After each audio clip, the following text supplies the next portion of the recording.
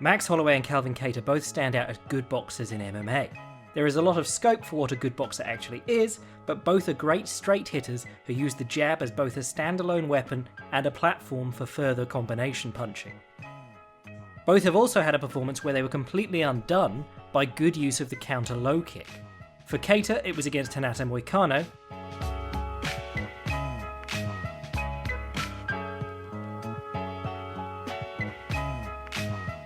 and for Holloway, it was when he lost the title to Alexander Volkanovski in their first meeting.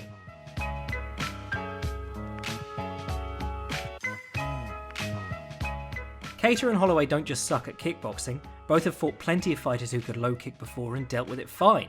The issue was the use of the low kick as a counter to break off their straight hitting. To box well, particularly behind the jab, the fighter needs to put one foot in, blading the stance in the process.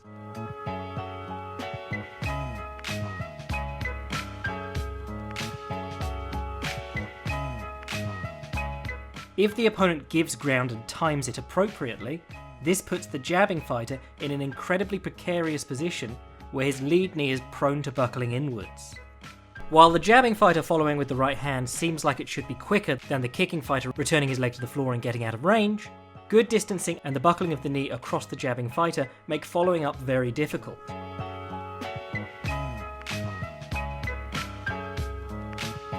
Holloway and Kattar are two of the best jabbers and straight hitters in MMA in any division, and yet they were both stumped by this counter.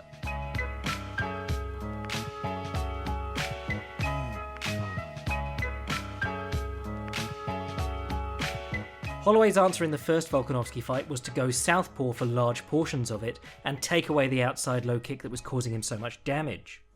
Kattar's response was to try and do what 400 years of boxing couldn't and invent on the fly a way of punching without putting his lead foot in.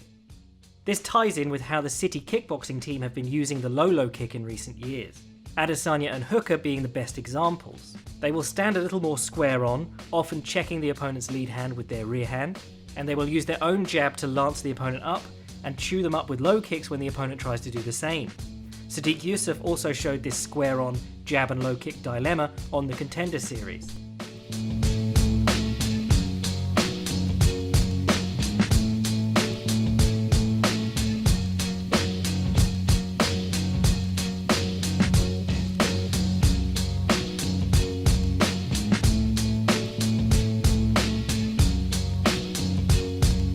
In Kattar's most recent performances, he has done a good job of making low kicks a non-factor, but most of his opponents are just low kicking at him rather than trying to get him to step into the low kick as Moicano did.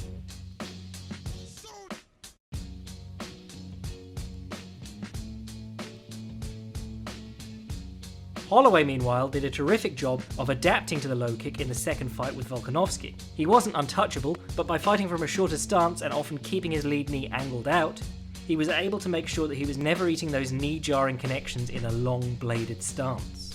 He also used lead leg kicks and knee raises to lead, giving Volkanovski more to think about and giving Holloway another way of getting his foot inside to continue punching. As we've said, it was not the case that Holloway was ever bad at checking kicks, it is that entering striking range is a rock, paper, scissors sort of scenario where if you try and jab in every time, you present the same opportunity at that lead leg every time. By using kicks and knee raises to get himself into striking range, Holloway took away a very damaging counter and made Volkanovski fight differently. We were also able to see the importance of correct distancing when trying to score the counter low kick. Here Holloway pressures Volkanovski to the fence and, without the space behind him, Volkanovski can't correct distance for the counter low kick.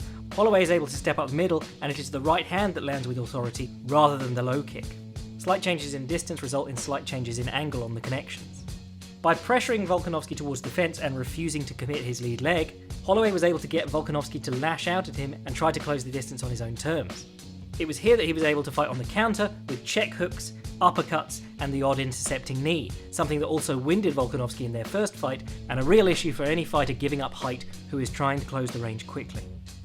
It used to be very easy to complain that no one in MMA was using the jab well, and now we regularly see matchups between two fighters who can jab dexterously and use this weapon to create openings and draw for counters. Yet the flip side of the coin is that in order to jab well in the traditional sense, you need to advance one foot and expose yourself to the low kick in the process. But no advance in the MMA meta makes good scientific striking completely irrelevant. And the jab still proves invaluable, as evidenced by the very people who use this counter low kick so well, Volkanovski, Hooker, Adesanya, all using their jab excellently in tandem. This technique simply punishes a one-note approach to entering striking range.